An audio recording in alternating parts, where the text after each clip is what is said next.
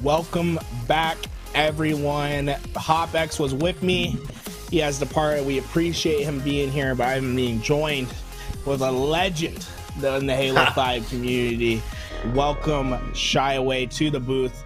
We're heading straight into our series versus KCP and Heart of the Cards. You're too kind, Garrett. Happy to be here, happy to cast, and it looks like I picked a good time to tune in. We've got KCP going up against Heart of the Cards. Now, I had my predictions for Heart of the Cards, and I said these guys could shock us, and so far, so good for this team. And it looks like we already got a flag being pulled at the start of this game here. It's already past the halfway point. It's in the hands of Manny, and this is the thing with KCP. You play flag with KCP, and they're so objective efficient.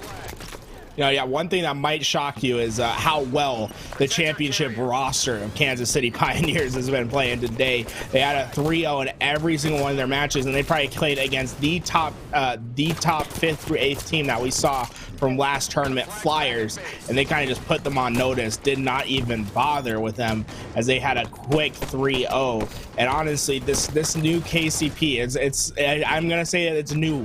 This championship Kansas City Pioneers team, they look a little bit different as Manny's using that railgun to find a pick. New beast has risen up for sure. I think the big question today is whether or not KCP is capable of a two-peat, and like you said, so far 3-0 on everyone in their path. But finally, they're up against what I would say are some titans here. We got some long-standing pros they're going up against here, but Talick, no slouch. It's named though. He's got a rail in hand here. Looks like he's got one more shot to work with. We'll see if he can plant it. He's making a flank here up through red tree. He's got his teammates over on top mid at the same time. They're looking to make a push here. Manny should have been the first kill, but times that thrust, I want to say accidentally, dodging that perfectly, and that does win him the piv. That flag going out in the meantime. Sparty going to look to defend it, and Soul Snipe already making the run.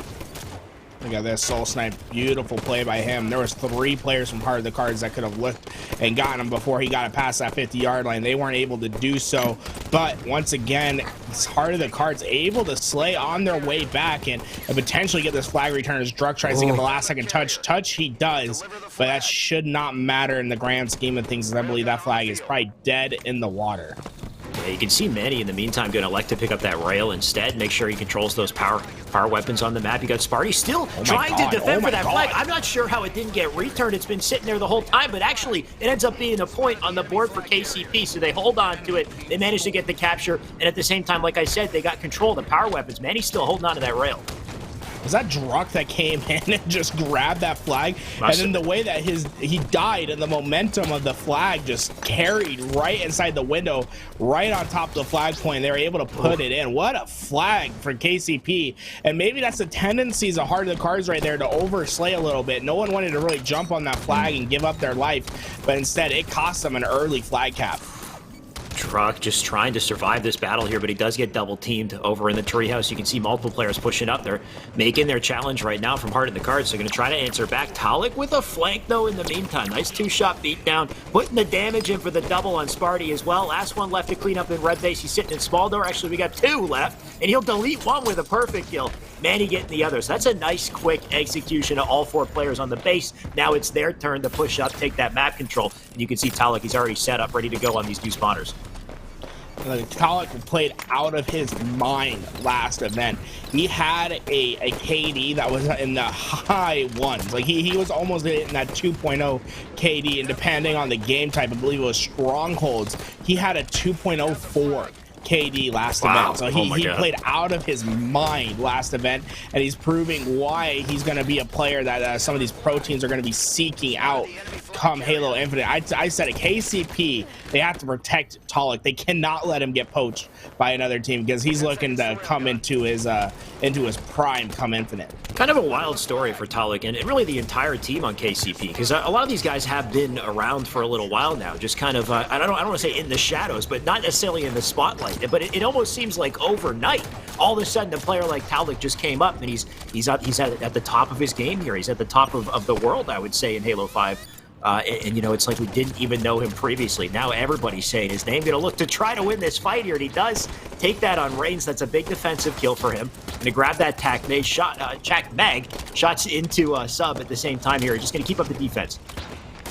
Look at this. This camouflage going to be so important for Heart of the Cards to start to get a little bit of momentum and to get themselves back into this game. Unfortunately, I don't believe they were able to get away with it, and now its name is pushing into that red door. He only has one player really to worry about inside the base. He's able to win the fight, but the help from Manny at the mid-map is going to be the difference maker. And as all that was happening, a flag is being pulled out on the other side for KCP.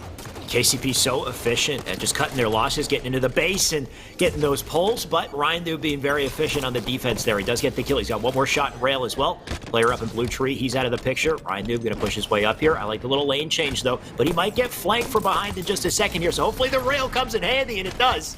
Good play from him to sink that rail. 3 more players up in the courtyard. You can see Heart of the Cards looking to plan the attack, but KCP, they're so quick to get out of the base to get to the other side of the map, and Soul Snipe leads the charge here with Manny. Yeah, and this could be devastating for Heart of the Cards to come out after an impressive performance in pool play and just to get smacked out 3-0 on a map like Fathom, where you usually expect it to go the distance, and for it to be a quick game over potentially for KCP. That would be a devastating blow to the ego of Heart of the Cards, and this is not a team that has the mental of others, in my opinion, where they can quickly recover from devastating blowouts. Just looks so difficult for any competitors up against KCP when it comes to CTF. They're so quick, they're so efficient. Rain right now just trying to get the kill. Their ops to not drop. He's going to keep his high ground. You can hear Manny below just being a nuisance, drawing all the attention here. Rain trying to sneak around. He does take the shields out, finally gets the kill, and now he's on red elbow. So big opportunity for Rain here. He's going to try to get a pull immediately, but he's just getting melted. Going to have to live up in Jet. Look, all 3 of his teammates dead now. Not too much this man can do. He's going to try to play defense, but all while this is happening, KCP, they're putting on the charge here. So Rain trying to milk. Not quite enough for him. He's out of the picture. Druck has the camo. And maybe a play here from KCP, though. Rain with a nice delay. Yeah, Druck not going to be able to escape the clutch of Name, as Name is going to be able to get himself that railgun and potentially keep his life as well.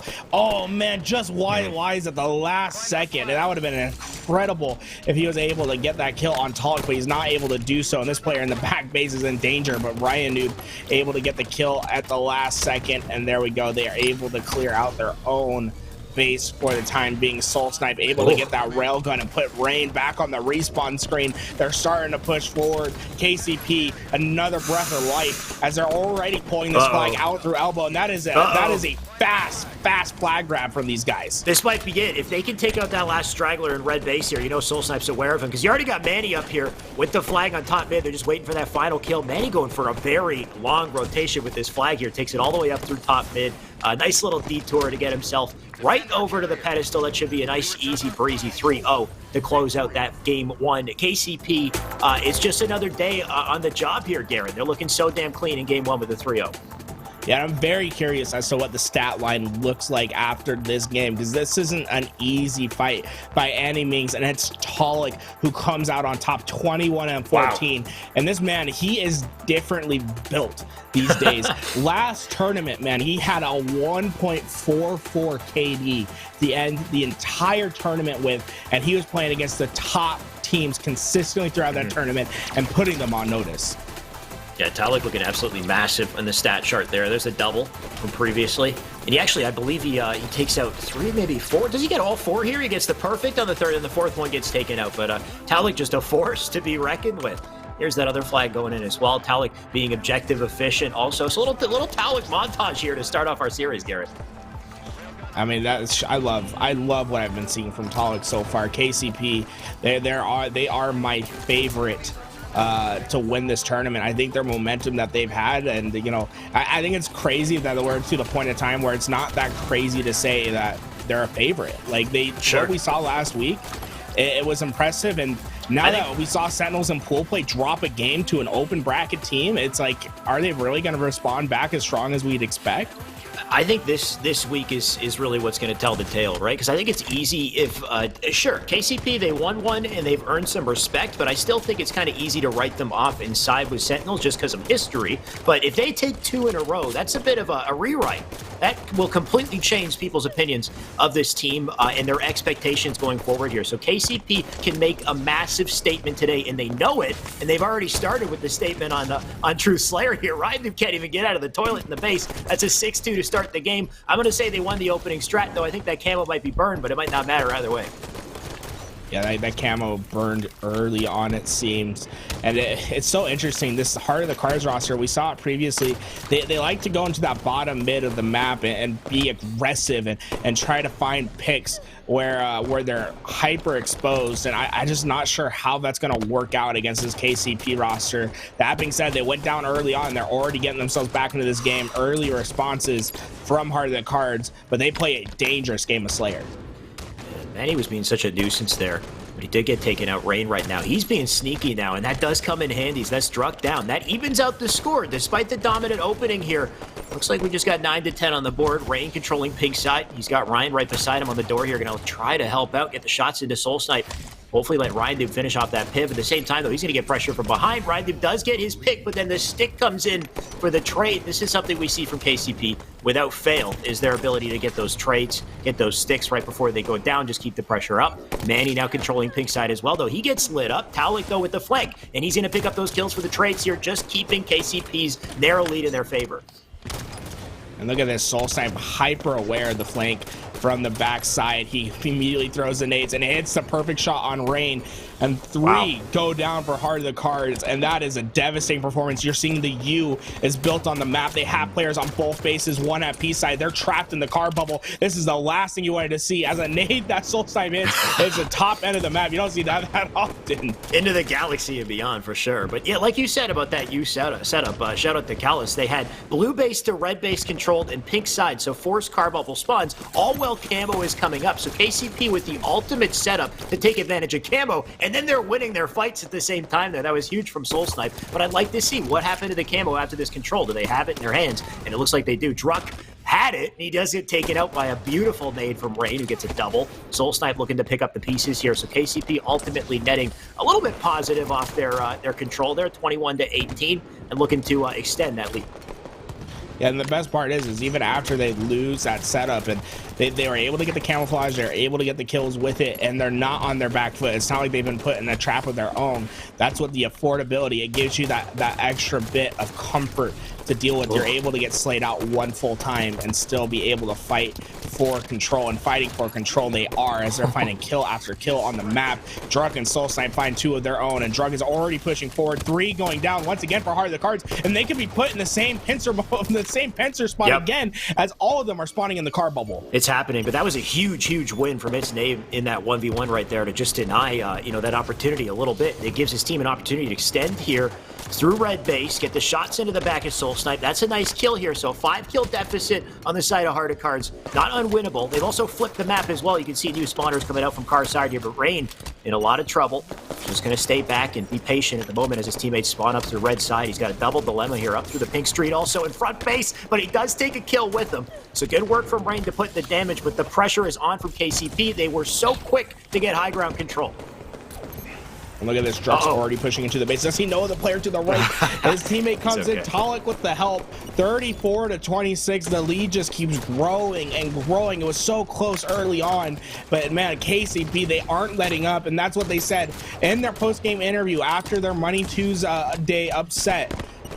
They said, we're not taking it easy at any point in time. This entire tournament, we're going to have the pedal to the metal, and they are showing it right now. Yeah, this is what was once, like a 2-3 kill lead. We're looking at 10 kills. Starting to become a little bit of a domination here on the side of KCP, and Talick, he's still being sneaky despite the lead. They'll do everything it takes to continue to extend it here. You got one player up on car 2, going to chase him down. That's Rain. He's deleted. Manny will take him out. The remaining 3 players here in blue base and tries to square off. All while that's happening, you can see Manny's got himself a camo. So this can just keep up the pressure, keep these players on their toes. And look at this flank. There's Sparty. There's 5 shots into Ryan Duke. Can you get the patient kill? He can't. That's a big one from Ryan Duke to get the defense here. But is it too little too late, Garrett? Can they make a comeback here? I mean, there's only 9 kills necessary for KCP to make this happen, and I'd have a hard time to believe that they don't make it happen. As who was that? They just got their life torched at bottom base. That is absolutely unacceptable when you are this close to losing the game. These are the pivotals that are so necessary to win, as Talick is lighting up the kill feed once again. This man is possessed to get himself another championship. Yeah, you see where these players are dying, though, in the bottom of the bases, in crouch position. You know, they're just kind of off of spawn, hiding, trying to stay up, trying to milk their life, but it's just not where you want to be to make a comeback. You want to be up in the top positions of the map here like Talick currently is, and he has his teammate beside him to keep the pressure up right there, so that's an easy kill. Now at 49, one more victim left to close this out. Dominant performance, and it looks like it is Sparty. He gets it right before the end there, so it doesn't even count to Sparty's kill, but either way, 50-39 to take our game 2 in a 2-0 series in dominant fashion right now, I'd say, Garrett. And once again, the player at the top of the leaderboard, it's Talick.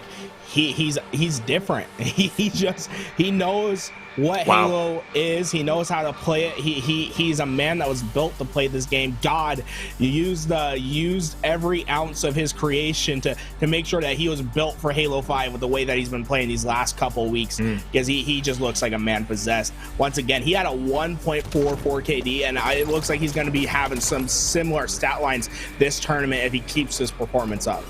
Such incredible spawn awareness at a KCP. You know, something I noticed, if they're not flying at their opponents with incredible aggression, you know, just getting in their faces, then they're flanking, right? They're such great flankers. See this right here? So many situations where Soul Snipe is behind 2 players or Manny is behind 2 players in the bottom of blue.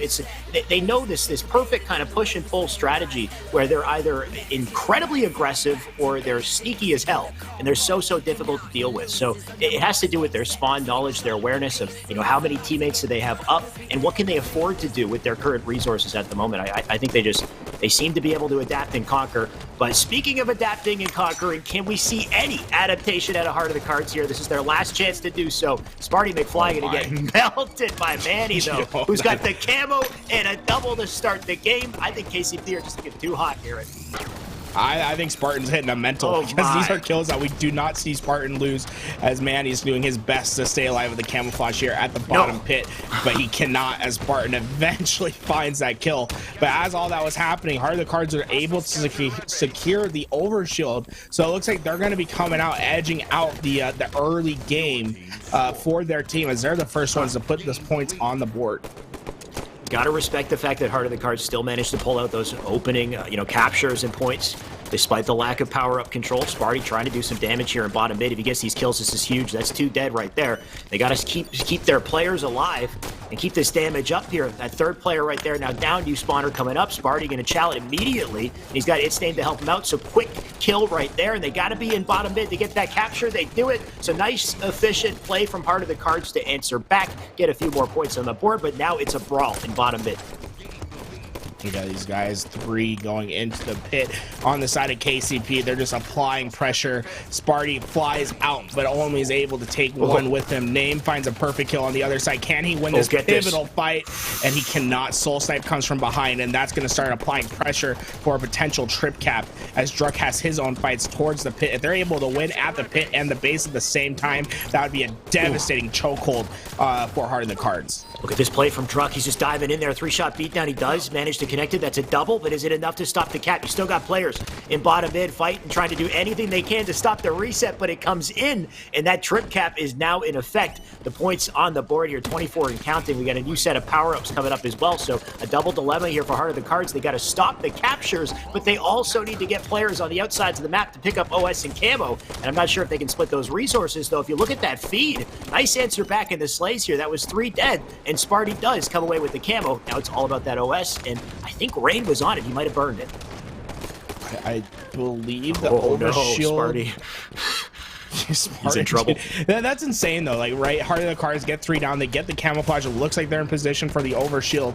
And then KCP does not care. They get 3 of their own down. They answer straight back. They nullify the overshield right away, and they don't really let Spartan do anything with the camouflage. That's absolutely insane. Yeah. That everything went in favor of Heart of the Cards for them to make the comeback happen, and KCP just immediately shut it down. It definitely looked like they lost it for a second, too, because we saw a quick 3 dead on the side of KCP. But, yeah, the moment they spawned up, they just executed everyone, left Sparty out to dry. So they're holding on to that lead now, 43-10. They get 44. Talick does go down. Druck, in the meantime, just playing it slow. Does take a nade and shot from behind, so rough position for him. But despite all that, they're holding on to control, holding on to the 2 captures, and so relentless off of spawn as well. Manny already up in center map here. They already got pressure in the blue base for that potential trip cap as well. But a bit of a scrappy moment in the game here as players drop left and right. Look at this, Z-Manny trying to get this last kill over at the Sneaky and to gain some more map control for his team. Unfortunately, caught chasing out for a bit too long. But the thing is that Heart of the Cards are in no position to punish KCP for any of their mistakes thus far this game, as kills still go into the favor of Kansas City Pioneers, and they're just applying the pressure. They are fully just bleeding out Heart of the Cards at this moment. I feel no energy from this roster. You see that gameplay from Talick as well. He's just looking over at Plat and blocking the red side spawns there, forcing it over on blue. And now that he's pushed out, he's got perfect timing on the new spawners and outside blue here. So he gets the opening chip shots. Teammates take out the kills. That's a quick 3 dead. They get the capture as well. So this will be a trip cap. Red side spawns likely as well, but its name currently outside here, trying to just find an opportunity to apply pressure to get in one of these bases. At the same time, though, they got to worry about that OS and camo. Those are coming up shortly. Name gets a big backspack for his efforts, though, so good stuff there. He's staying up, and he's got that OS up to pick up, so that should be his OS. So great work from Heart of the Cards, but can they turn this around? They got to use these power-ups and get back some map control. Yeah, this is the thing. Like, they wasted so much time getting that overshield. Not that the overshield wasn't needed. It definitely was. But at the end of the day, they were trip capped for an extra 15, 20 seconds. And that's going to put them in this dangerous zone where they could not even have the opportunity to potentially make the comeback happen. Camo reigns supreme, right? The overshield got burned quickly. And now Z-Manny is able just to patrol the middle of the map with this noob combo and camo combination. And it's looking absolutely devastating for the sides of Heart of the Cards. It looks like they're going to lose this series 3-0 unless something drastic happens right now. Heart of the Cards looking completely outgunned at the moment. We are just seconds away from a 3-0 here, 97, and Soul Snipe just coming in to maybe get himself a feed. He does just enough to stop that, get the reset, just enough to win the game. Was that a last-second stick, too? Yeah, they just stuck him at the last second. So damn clean. You know, I'm going to have a bold prediction. I'm going to predict that Talick's going to be at the top of the leaderboard again because he was looking absolutely incredible this game. Oh, look, let's go over to those kills. Oh, look at that. My bold prediction, absolutely wrong. It felt like he was everywhere on the map. Yeah. But he's actually going double negative for his team. Look at that. A little uncharacteristic from Talick. Yeah, but you got to love his assists, though. A lot of the time, I saw Talick in the perfect position to block spawns, and he was a back player, right? You would see his other teammates up forward. Manny, a lot of the time, had the camo as well. Soul Snipe, he's always getting in your face. So I think it was really Talick just opting to play objective focus that game and let his teammates go in and do the damage, because he definitely stole the spotlight in the first 2 games. And it really just goes to show you that everyone on KCP, they're capable of going off if given the opportunity. Look at that damage as well. Soul Snipe leading that far and above in damage and accuracy. 65 out of the man, almost 2,500. So just great performance from KCP, and it sets one hell of a precedent, Garrett, going on in the bracket. Absolutely, and here we go. This is just some replays of the match previous. I'm looking around everywhere on the streams though, and getting a little bit of an update from around the horn. And it looks like Sentinels is up 1-0 versus that Force roster, and they're kind of running away with it in game 2. As I literally just saw Frosty get like triple potential overkill on stream as I looked over there. So it looks like he's having the time of his life. Yeah, expecting a strong Sentinels today as well, and hopefully we see that, because, Sentinels, they're not usually in a losing position. If we go back in time 2 weeks and take a look at their performance up against KCP, they only won a single game in Grand Final. So Sentinels, they're fighting with, I would assume, a little bit more passion and energy just to get that revenge, that comeback this time around, and prove that they can still dominate in these tournaments. So speaking of Sentinels, looks like we've hopped on board with them. We've got Trippy POV right here in the spawn of, I believe this is Frosty actually streaming right now with a nice dominant lead in Truth Slayer. Yeah, I mean, that is a lead that you can go home and take to the bank. Essentially, just a matter of time before Sentinels go up 2-0. But this was the roster, this Force roster. They won the open tournament and they beat the teams that really mattered, right? Baba Booey, the team that we saw take a game off Sentinels. They beat that Heart of the Cards roster.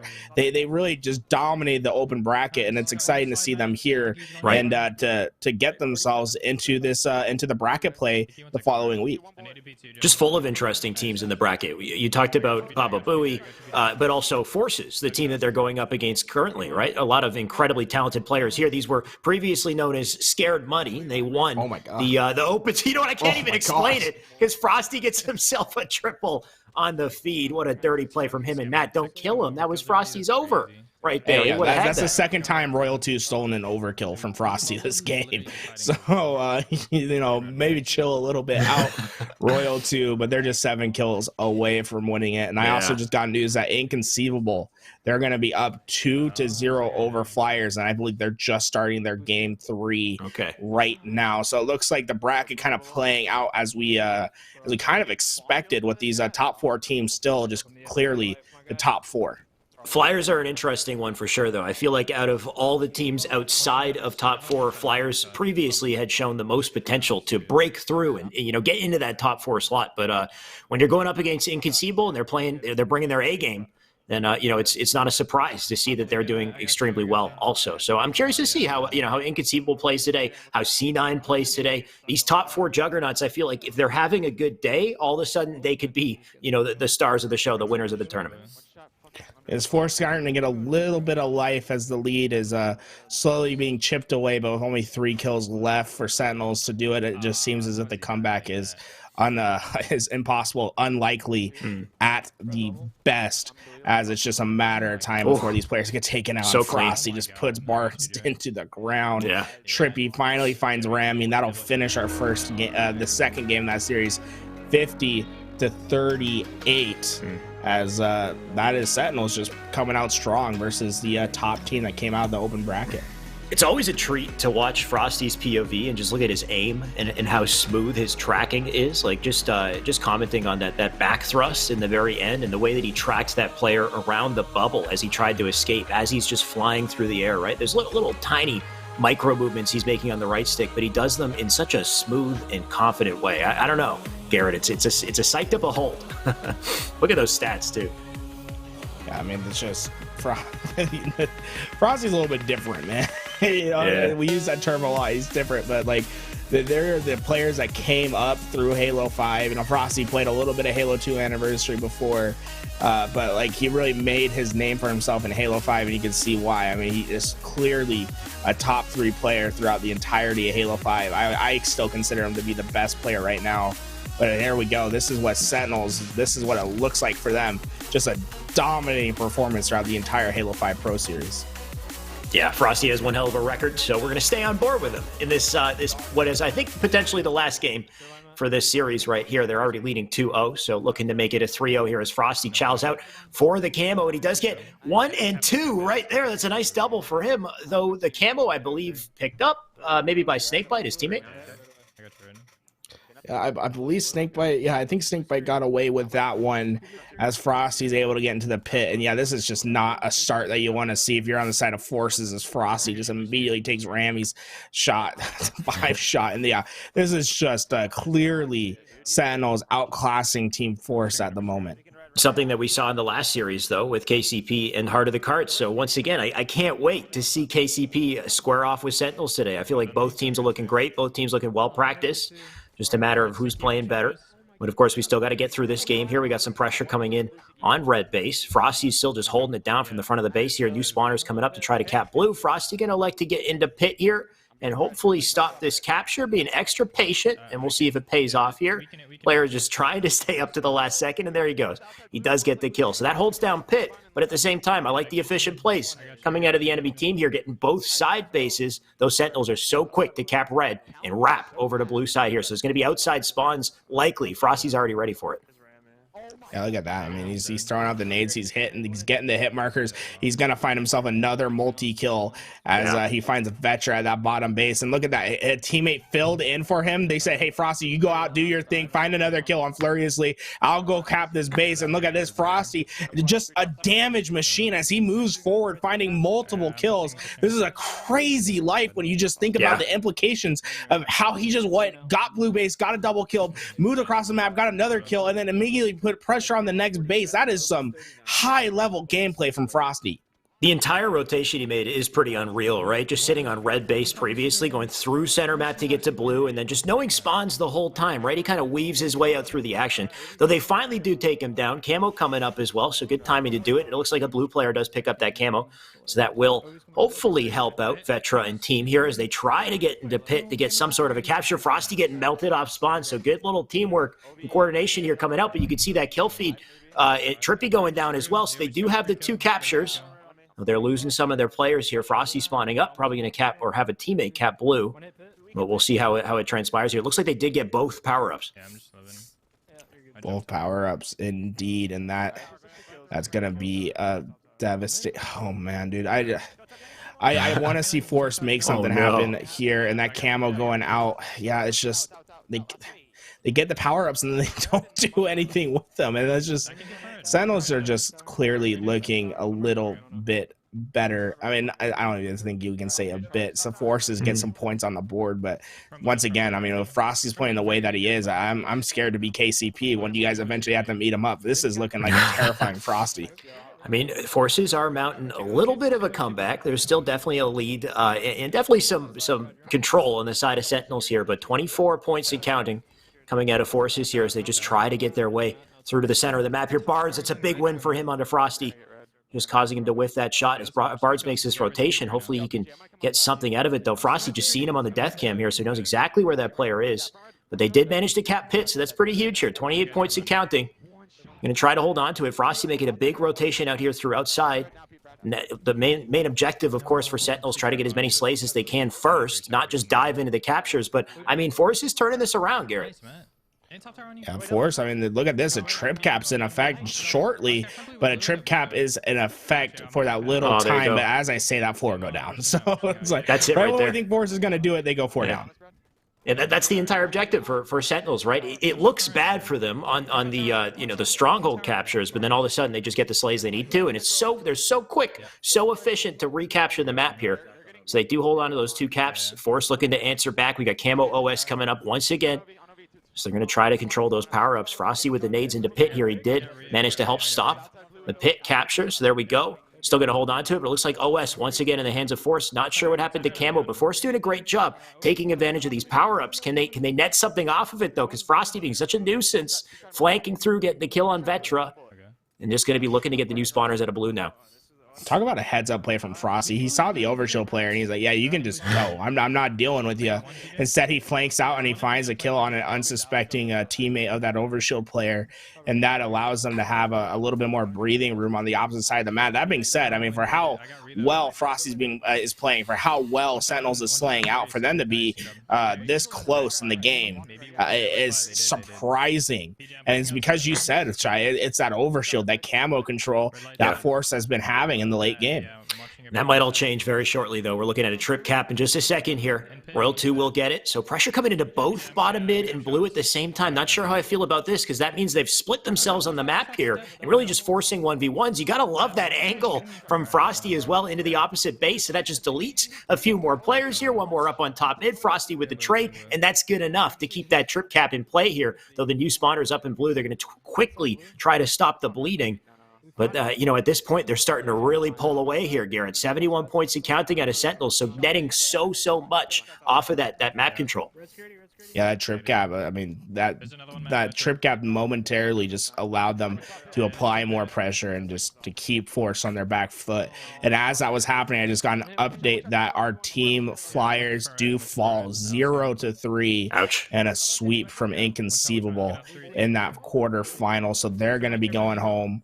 Inconceivable confirmed to be in that semifinals alongside the Kansas City Pioneers. It's difficult pill to swallow for Flyers, I'm sure, but that's also good news for Inconceivable, I would say, as far as like the type of competition we can expect today out of the top 4. Because Flyers, I mean, I was not expecting them to get 3-0'd. I thought, considering what we've seen previously, they might have had a fighting chance to put up a close series here. But that just tells me Inconceivable are looking great today as well. And we saw C9 earlier; they look like they're pretty strong. So I think these top 4 juggernauts have a hell of a few series for us to cast and watch, Gary. That's for sure. Oh yeah, I'm excited for it. Once again, though, Sentinels still putting points on the board. This blue base is going to be important for Forces to get, and they're not able to do so. As that was happening, Pitt was being captured. Another momentary trip cap in the favor of Sentinels. The red base is starting to get taken, but there hasn't been that many slays. They could potentially get back and refrag out red base in time for Force not to really get anything out of it, as Royal 2 finds a cross-map shot on Furiously. 91-63. We're rapidly approaching the end of the game. Force needs to make something happen now, now, and that's not going to be helpful as Frosty puts the nade on Bards, and they need to get into a hill within the next 3 seconds. Yeah, not likely going to happen at this point. Frosty just doing a really great job of getting trades. That's all they really have to do here is just delay their approach down the bottom mid. Frosty with beautiful shots to take out Vetra, and that should be game 100-63 to close out game 3 in the series in a dominant performance from Sentinels taking out Force. These top 4 teams looking so great today, Garrett, and I'm just excited to see what happens later in this bracket. So I guess that means the only result that we don't really know right now is that Cloud9 Baba Booey matchup. Right. Which that could be an interesting one, right? Baba Booey playing very well today. Maybe they find themselves potentially having an upset over there, but I don't think anyone on those teams are streaming. So we're kind of left to our own devices to figure out what's happening over there. Flying a little blind there. In the meantime, what we can see is the scoreboard and Royal 2 and Frosty going off. We were talking about slays, and you can see the dramatic advantage here from Sentinels. Just so efficient on the slays. Dramatic is a word for that. Yeah, that is a dramatic 20 and difference. 9, 23 and 10. Like those are stats, man. Like that's a good job in a matchmaking game, let alone a tournament. So you got to hand it to them. At the same time, you got to hand it to Forces for playing as well as they did to get here. They will continue to stay in pro side, making it into top 8, but unfortunately it's a single elimination, so that's it for Force. And as we kind of whittle our way down the bracket here, only the top most powerful teams remain. And Frosty, just a nice little highlight reel of his play so far. Yeah, it's unfortunate that we don't have more time. Like I like the format to an extent, but it would be interesting to see who are the definitive 5th through 6th team, right? Sure. Like we know that Flyers is basically there, but out of these 3 that are left over, this Force roster, Baba Booey, and Heart of the Cards, I'm not really sure who I would have as coming out on top on those 3. Yeah, it's a good point because these teams fight hard to get into the bracket, and once they get there, they go up against the best teams, the best 4 teams. So it's not a true test of what place they're in. Where do they officially land? And one thing I'd say is maybe Esports Arena is a good battleground for those teams to really find out who the best one is, because that's where we will have our 2 separate series with a loser bracket. But that's for another time. Of course, that's for tomorrow. But yeah, just a really interesting situation here. Of course, the best teams prevail, but you only really have one chance to do so. So I just got word the next match that we're going to be going into is going to be the Sentinels, an inconceivable game. So we're going to be watching these guys. They're starting to get into this lobby. I believe the Cloud9 and Baba Booey game. We're not really quite sure what's happening over there, so we're just going to hop in with this next game, and this is going to be an exciting semifinals. I mean, we got basically the 2 teams that were just going at it for week after week.